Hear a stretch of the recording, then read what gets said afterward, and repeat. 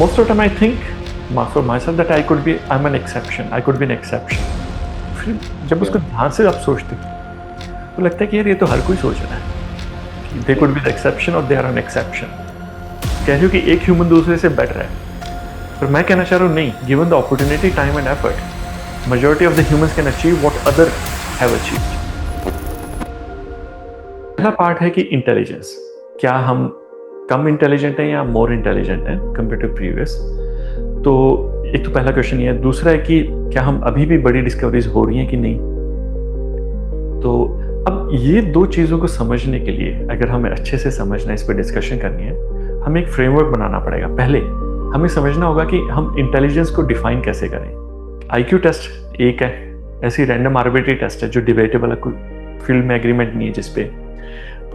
एक example, for example मैं IQ test लेता हूँ, मेरा 160 आता है, उस पर नंबर आर्बिट्री रेट. अब मैं जंगल में जाता हूँ and I have no clue how to survive in the wild life. पर वहाँ पे कोई नेटिव है, जैसे कोई ट्राइबल है जो वहाँ पे रह रहा है, जिंदगी भर उसने वहीं रहा, हंटिंग गैदरिंग की, उसका उस जंगल में सर्वाइवल की प्रोबेबिलिटी वे मोर देन मी. पर फिर इसका मतलब क्या, ये वो इंसान, वो कभी लिटरेसी नहीं उसकी, he never went to school, तो उसकी IQ, उस जो स्टैंडर्डाइज टेस्ट हमने जो किया है, लिटरेसी और लैंग्वेज जो डिपेंडेंट है उस पे, और इवन कल्चर डिपेंडेंट है, कल्चरल कॉन्टेक्स्ट भी होता है IQ टेस्ट में, तो उसमें उसका कम आएगा स्कोर. इसका मतलब क्या वो मेरे से कम है? नहीं. तो ये इंटेलिजेंस की डेफिनेशन इटसेल्फ इज डिबेटेबल. अपने पास कोई गोल्ड स्टैंडर्ड बेंचमार्क नहीं है, फील्ड में ही डिबेटेबल है, बेंचमार्क नहीं है. 1. अब जब बेंचमार्क ही नहीं है तो हम कंपेयर कैसे करें आपका और मेरा? 1. अच्छा benchmark, reliable, agnostic to literacy level, agnostic to the language और कल्चर. अब मैं जैसे पूछूं कि XYZ कोई लोकल सिंगर है यहाँ पे, जहाँ पे मैं रह रहा हूँ टेक्सास में भी, उसकी एल्बम का नाम क्या था जब आई, अभी मैंने टेस्ट पूछा, वर्सेस मैं अब आपको पूछूं कि फॉर एग्जांपल सोनू निगम के गाने का वो क्या था. काफ़ी कल्चर कॉन्टेक्स्ट डिफरेंस है. अब किसी पर्सन को पूरा पता है बॉलीवुड का अच्छे से, लोकल सिनेमा का, म्यूज़िक का, अब उससे मैं यहाँ का किसी और कल्चर का, फ्रेंच सिनेमा की बात करूँ, उन्होंने कभी देखा नहीं, किया नहीं, तो इसका मतलब ये थोड़ी कि वो कम इंटेलिजेंट है, उसको अपने कल्चर में अच्छे से पता चीज़. ये बड़ी प्रॉब्लम है. तो ये फॉर एग्जांपल जैसे हम क्लिनिक में टेस्ट करते हैं किसी की इंटेलिजेंस किसी बीमारी से कम हो गई, जैसे डिमेंशिया है, अल्जाइमर्स है, तो उसमें जो टेस्ट हैं वो कल्चरल कॉन्टेक्स्ट और लिंग्विस्टिक डिपेंडेंसीज में, भाषा और कल्चर पे डिपेंडेंट है. तो ये आजकल जो हम फील्ड में न्यूरो साइंस में पुश कर रहे हैं कि ऐसी चीज़ें लाएं, जैसे थर्मोमीटर, टेम्परेचर है. अब मैं इंडिया में हूँ या USA में हूँ या यूरोप में हूँ या फॉर एग्जांपल नेपाल में हूँ, मैं उस चीज़ को यूज़ कर सकता हूँ. तो क्या हम ब्रेन पे भी ऐसी चीज़ बना सकते हैं? ये समझना होगा. अब जब ये है ही नहीं तो वो जो क्वेश्चन है इंटेलिजेंस कंपैरिजन का, ये वो शेकी हो जाता है, वो अपना ग्राउंड लूज कर देता है. Can we agree on that? Yes, but I still feel like मैं क्या बोलूं कि there is something which people, obviously there is intelligence. अगर हम एक ही सर्कल की बात करें, जैसे आपने बोला ट्राइबल वाली, उसी ट्राइबल एरिया की बात करते हैं, ठीक है, उसी ट्राइबल एरिया में there are so many people who are living already there. तो वहां पे वो उन सबका सर्वाइवल रेट हाई है. उन्हीं की बात करते हैं हम, बाहर से यूरोप से को लेके हैं वहां पर, ठीक है, उन्हीं की बात, कंप्लीटली उन्हीं की बात. हाँ, तो मैं कंप्लीटली एग्री. तो उसके लिए क्या है, अपने पास जो हमारे पास मैट्रिक्स हैं, प्रोफेशनल डिग्रीज हैं, प्रोफेशनल एंट्रेंस एग्जाम्स हैं, जो उस सेम पॉपुलेशन को मैप कर रहे हैं, पर वो भी इंटेलिजेंस नहीं. I would say it's more about the kind of hacking the system, if it makes sense. Hacking the system. Sir फिर एक और चीज इसी में एक सवाल निकल आता है, जैसे कि कई नोबेल विनर्स हैं, तो ऐसा मैंने सुना है, देखो मैं वैसी चीजें मानता नहीं, बट ज्यूइश सबसे ज्यादा नोबेल प्राइज लेके जाते हैं. तो ऐसा क्या एक ही कम्युनिटी इतने सारे इतने हाई प्रेस्टिजियस अवार्ड्स जीत रही है, नोबेल प्राइज और सबसे ज्यादा, और डिस्कवरीज भी बेसिकली उस, ये एग्जांपल दे रहा हूँ मैं जस्ट, के सिगमंड फ्राइड जो फादर ऑफ साइको एनालिसिस है, ठीक है। दूसरा आइंस्टाइन, वो भी एक वो था जूइश, ठीक है, वो भी फादर ऑफ साइंस के अंदर, वो जो बहुत सबसे ज्यादा डिस्कवरी जो आज भी हम बात कर रहे हैं। तो ऐसी सारी बहुत सारी फील्ड में जूइश ने बहुत सारा कुछ अचीव किया। तो ऐसा क्या है उनकी इंटेलिजेंस में और हमारी इंटेलिजेंस में, कुछ तो गड़बड़ है जो मुझे समझ में नहीं आ रही। ये काफी सेंसिटिव टॉपिक है। जो क्यों सेम आर्ग्यूमेंट नाजीज ने 1930s में जर्मनी में दे रहे थे कि German scientist, German people are top of the world, German athletes are top of the world. क्यों सबसे ज्यादा मेडल ले रहे थे, सबसे ज्यादा नील बोहर, आप 1930s की फिजिक्स का नाम लो, आइंस्टाइन, नील बोहर, सब कहाँ से आ रहे थे? जर्मनी से आ रहे थे। मेडिसिन में जो प्रोमिनेंट रिसर्च थी मेडिसिन में, जर्मन लैंग्वेज में छप रही थी। तो सेम आ रहा है, पर आप जैसे पर्टिकुलर कम्युनिटी है, जूइश कम्युनिटी, मैं अगर इसी को रिफ्रेज करता हूँ, यूएसए में सबसे per capita highest household income कौन सी एथनिसिटी की है?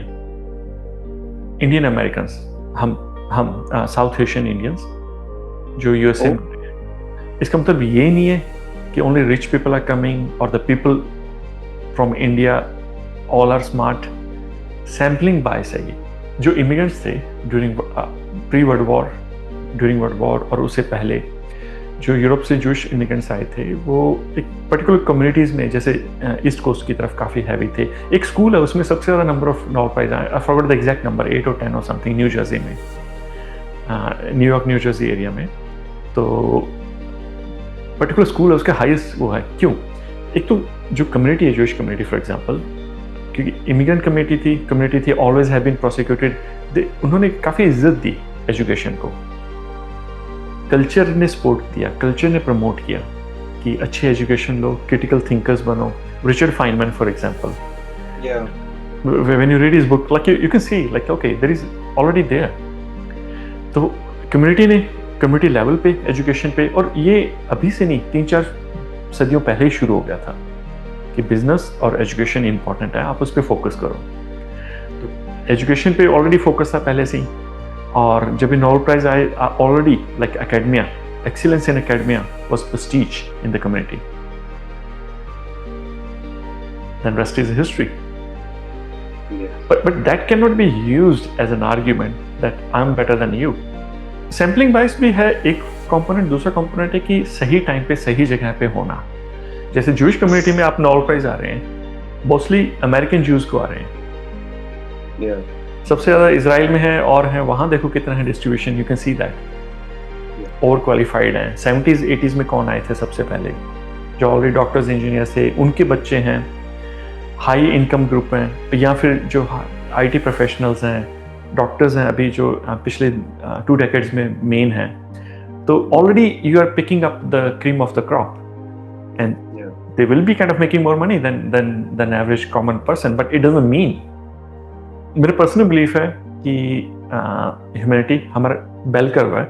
अगर हम कोई एब्स्ट्रैक्ट सपोज इंटेलिजेंस है, ठीक है, हम मैट्रिक पे आ गए, तो just by probability it will be a kind of a bell curve shape. Humans extremes में हो सकते हैं, पर जो मेजॉरिटी ऑफ ह्यूमंस हैं,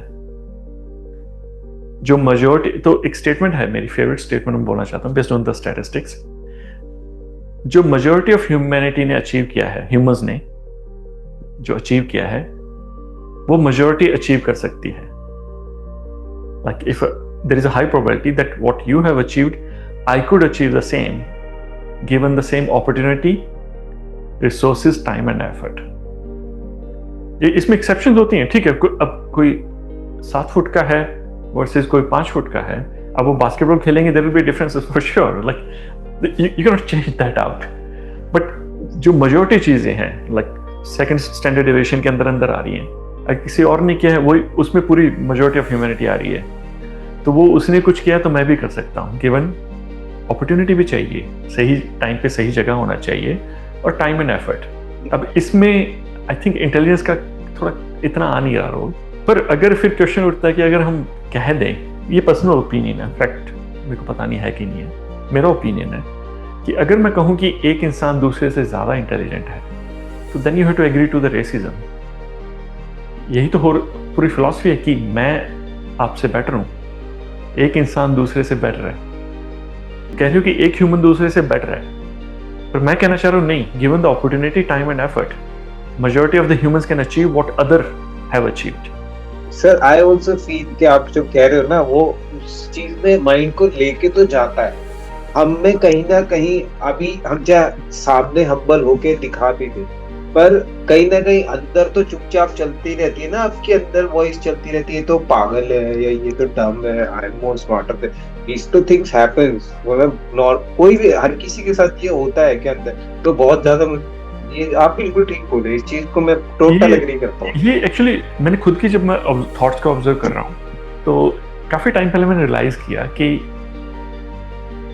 most of time I think for my self that I am an exception, I could B an exception. फिर जब उसको ध्यान से आप सोचते हो तो लगता है कि यार ये तो हर कोई सोच रहा है कि they could be the exception और दे आर एन एक्सेप्शन। तो then I kind of generalise the rule कि it's a human nature to consider oneself as an exception. For example,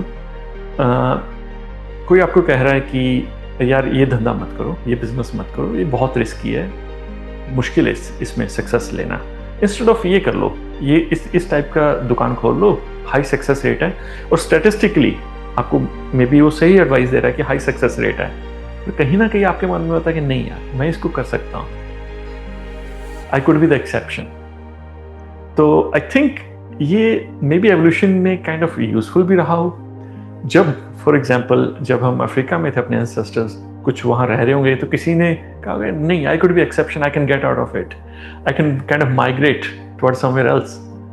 तो maybe that is the kind of explorative nature और kind of to consider oneself as an exception helped us to survive. और हम इन discussions को, exciting discussions को continue करेंगे। अगर आप हमें ज्वाइन करना चाहते हैं तो let us know in the comments. मिलते हैं अगले साइंस गपशप में। मैं हूं सतवंत कुमार, और तब तक नमस्कार।